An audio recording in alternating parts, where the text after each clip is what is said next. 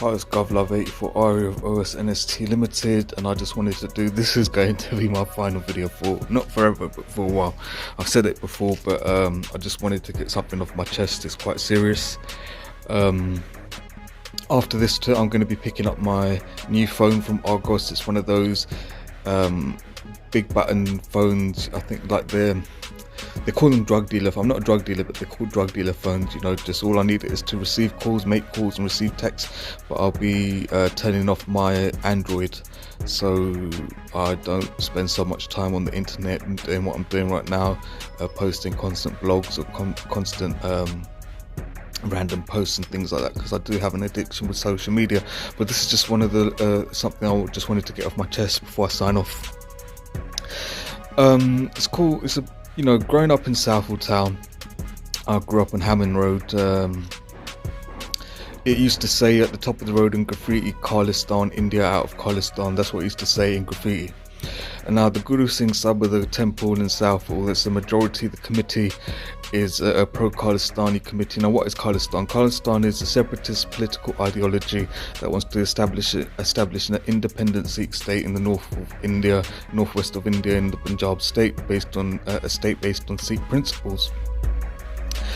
And the majority of the people, my neighbours on the road I live in, even relatives, family, I went to visit a family member, my old man, and he had a calendar of like Binda Nawala and all the Khalistanis from the 1980s and things like that. So it's close to home. But me personally, I'm not into Khalistan whatsoever, but it wasn't always like that. I used to be pro-Khalistani. And I just want to share my journey, how de-radicalization, becoming a Khalistani dissident, someone who no longer supports the separatist ideology, and share my journey to hopefully, you know, de-radicalize the youth, or save youth from potentially becoming poisoned by some of these wankers. That's the only way to describe them. Blackmailers, coercers. They're nasty pieces of work. This is my journey. I was on the phone many years ago in 2006 or 2007 when I was severely psychotic because of my mental health, but I hadn't been medicated for it. And I was on the phone to a friend, and he said to me, Gov, the India's stealing our wheat, they're stealing our agriculture, the Brahmins are stealing our wheat. Now, for him to say that to me, now I was easily misled and things like that. I just automatically assumed that the Brahmins attacked us in 1984 in the Golden Temple in Amritsar, Operation Blue Star, and all Binda Nawala and all the Khalistanis, they're the freedom fighters or Sikh who defended our sovereignty and said, no, the Brahmins can't steal our agriculture. So that's just what automatically clicked into my head from a conversation where a friend said to me, the Brahmins are stealing Punjab's agriculture. And then I was like, started becoming a bit radicalized, a bit angry, and I started growing my beard long, started wearing an orange turban. This is before I became sectioned under the Mental Health Act in 2008. So I started becoming quite obsessed with it, and I started posting blogs on it, YouTube and things like that, of Binda Nawala and all the Khalistanis. I was like becoming very, very pro-Khalistani. And I was like, fuck Indira Gandhi, fuck Indira Gandhi, fuck Mahatma Gandhi, fuck them all, fuck Mahatma Gandhi. And then it all changed when I was doing some reading, and I learnt that Indira Gandhi, her father was actually Nehru, the first supposed prime minister of independent India. I was like, Nehru? Why is her name Mahatma Gandhi? I thought she's Mahatma Gandhi's daughter because her name's Indira Gandhi. And that's when my whole journey, my whole de-radicalization process took form, started to de-radicalize. So I went further back to 1984, further than 1984, and started learning about who Nehru was, the first independent prime minister of an independent India, and the Indian National Congress as a party. And I'm not going to go into colonial history when the British Raj were in power. I'll go into that another time, but it has a lot to do with British Raj policies. So my journey was, when I learned about the Indian National Congress, it formed I think in 1899, and it was formed by some Marathas and Gujaratis and an Englishman, who, this is when all the princely states were annexed and the power had been transferred to the crown of the Zionist England. And so it was a party that the British felt could be a voice for the Indian intellectuals to communicate with the British of what their demands are, what their needs are, and things like that.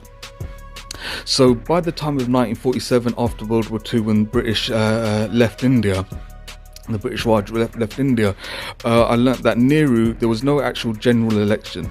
There was no voting. Nehru just assumed, because he was the leader of the Indian National Congress after Mahatma Gandhi, that he automatically becomes the Prime Minister of independent India, and there was no general election, which is wrong. And what Nehru said is, after 1947, he said 80 agencies, the License Raj. Now, the License Raj was a policy that was modelled on the British Raj, where farmers, traders throughout India, whether North India or South India, would have to go through 80 agencies before being granted a license to trade. Now, that was no different to the British Raj, where people had to go through many agencies to trade as well.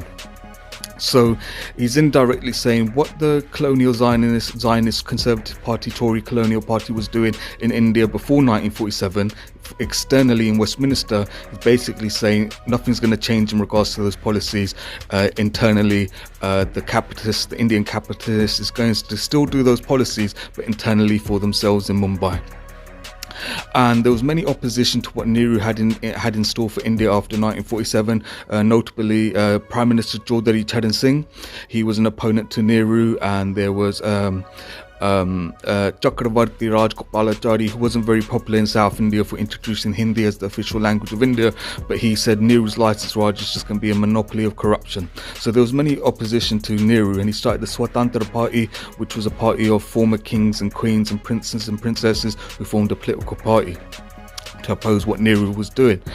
Now, in 1947, when Mahatma Gandhi from 1919 up until 1947 protested peacefully, non-violently, against what the British Raj were doing in regards to the excessive taxation of Indian resources, in 1947, Mahatma Gandhi is not going to U-turn and say, oh, it's okay for Nehru and Sardar Vallabhbhai Patel to do internally for themselves violently what Westminster Tories were doing externally. So Mahatma Gandhi is not going to U-turn after 20 to 30 years of non-violent protesting. So it's clearly and obvious that when Sardar Vallabhbhai Patel and Nehru, Indian National Congress Party, ruthlessly murder Mahatma Gandhi, then wheat's going to start making its way out of places like Punjab, Madhya Pradesh, Uttar Pradesh, and start making its way into private limited companies in Gujarat and in Mumbai, Maharashtra.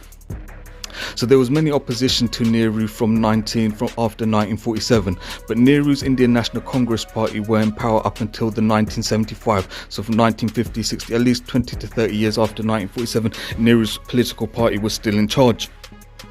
Now, there was a prime minister after Nehru, but then I don't know his name, but then Nehru's daughter Indira Gandhi, she returned from England with no qualification and she got into politics. Now, in 1975, she was very corrupt. Ministers Sri Raj Narain and the lawyer Shanti Bhushan had Indira Gandhi disbarred for her corruption in 1975, and then she called for an illegal state of emergency, where all opposition to the Indian National Congress Party were thrown in jail. And this is when Lal Krishna Advani, Guvluv84Arya Singh, Jai Prakash Narayan were all thrown into jail. And Jai Prakash Narayan from Uttar Pradesh would say, he would appeal to the army and police to not follow the immoral orders of Indira Gandhi, the dictator. So when I learnt this, that there's actually a fierce Indian opposition to the dictator Nehru Indian National Congress and the Sardar Vallabhbhai Patel Congress, and that there's a fierce opposition, I realised this when the Khalistanis say, oh, the Hindu governments, the Hindu did this to us. It's not really Hinduism. It's one party called the Indian National Congress, and the supporters of Sardar Vallabhbhai Patel and Nehru and the Maratha infantry from Maharashtra, who are responsible for the suffering of not just Punjab but Madhya Pradesh and Uttar Pradesh. So that's when I started to de-radicalize and started to calm down and stop being angry. I stopped being angry at Hinduism for what one Maratha infantry did to us, because the Maratha infantry did not represent every single Hindu on the planet. And so I'm going to continue in the next blog because my time is running out.